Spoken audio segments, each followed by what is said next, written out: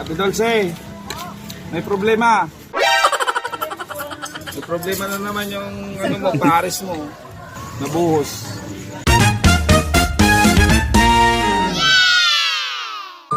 Isang mapagpalang gabi naman sa inyo mga kapatid at mga ka-journey. Ayan, nandito na naman tayo sa ating pinapasyalan palagi.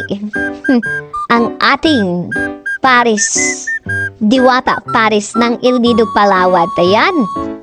Ay nako naman, parang na-addict na yata ako dito sa Paris ni Ate Dulce na matatagpuan mo dito sa Barangay Kurong-Kurong, El Nido, Palawan. At ang kagandahan nito, mayroon siyang bago at mainit-init pa. Hindi kaya ito yung sikat na Diwata para sa pinagkakaguluhan ng mga kababayan natin sa Kamaynilaan? Bako, matikman nga natin ito.